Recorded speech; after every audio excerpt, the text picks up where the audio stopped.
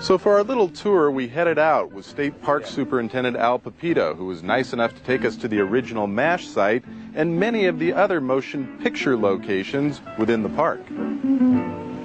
So Al, where have you taken us to? This doesn't look like Calabasas, by the way. This is called the Rock Pool. Several films have been done back here. As a matter of fact, Planet of the Apes was done back here. This is where Charlton Heston did his skinny dip into the water when he was trying to get cleaned up. One of the other films that was filmed back here was Swiss Family Robinson Revisited, and also Beastmaster was filmed back here. And then also the jump from Butch Cassidy and the Sundance Kid, it wasn't, the original jump wasn't done here, but the end of the jump was done here where they fell into the water. So this is where we learned Robert Redford couldn't swim. Exactly, yes, with Paul Newman holding on to a belt.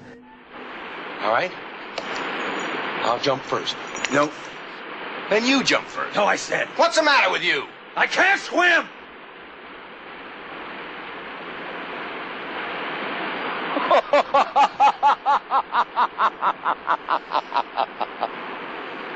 Why, are you crazy? The fall will probably kill you.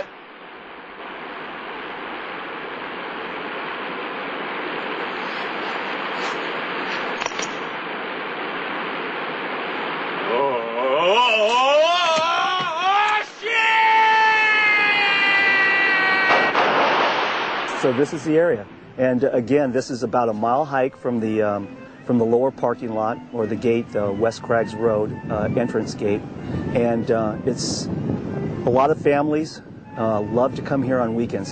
This area is completely packed on weekends because of the popularity of the water. People wanting to get out of the heat of Calabasas and wanting to find a place where they can jump in and cool off and still picnic and get into nature. Yeah, we want to refocus for a moment when we're talking about the rich film and television history here. It's a beautiful place just to come if you don't care about any of that stuff. Exactly. You know, a lot of people don't even know about the rich history of movie making back here. They just come back here because it's quiet, it's tranquil, it's beautiful, and again, it makes them feel like they're not in the city anymore. And you know, you can see how quiet it is. You can hear the water moving, and it's just very, very peaceful. Yeah, tough job for you, isn't it? Oh, well, only when I get to come back here and visit once in a while and take crews or take visitors, you know, that want to kind of know about the area. Yeah, and I just love showing this place off. When I first got here and took the job, my employees took me back here, and I was just like going, wow, this is really nice. Now I understand why people want to come back here.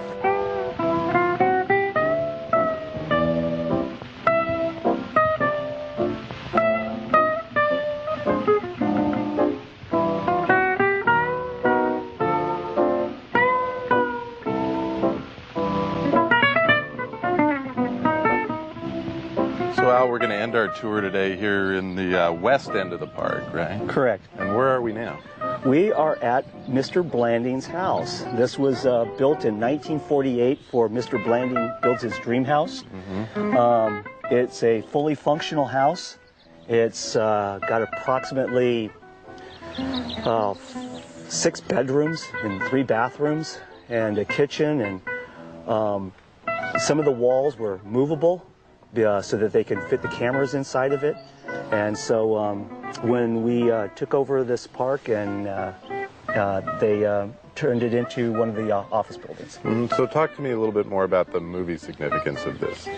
Well, again, Mr. Blanding's house, you know, usually what they do with for any type of movie is they'll either rent a house or they'll do the front of the house and then do everything inside the studio. Well, this house in particular was built fully functional, movable walls, so that they can get the cameras inside of it, and so it was built by the studio. Mm-hmm. And what movies, for those who don't know, were shot here? Well, it was Mr. Blanding Builds His Dream Home, right, and that was what this house was used for. Other significant movies I'm not really that much aware of, but you know, it's been used as a backdrop or the front, or you know, for maybe a commercial here or there. or a still photo. You talked earlier about many of the other films shot up here. Can you name off a few that you remember? Again, like Logan's Run, Shangri-La. As a matter of fact, Sand Pebbles was filmed in this park, and even today they were filming an independent film in one of our areas. And you see these independent films, these commercials, almost every day up here, don't you? Pretty much. We have them Monday through Friday. We don't let any filming go on during the weekends, again, because we don't want it to interrupt the atmosphere for the park visitor that wants to come in and attend here. But when they do see a film going on, they love to watch and try to see if any movie stars are out and get involved a little bit. Ranger Al, Superintendent, thanks very much for the tour today, and it's nice to know we have this little hidden gem in our own backyard. You're very welcome. All right, very good.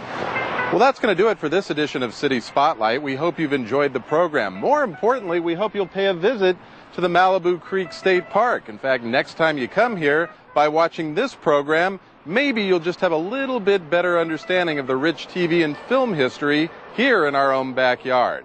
I'm Pablo Pereira.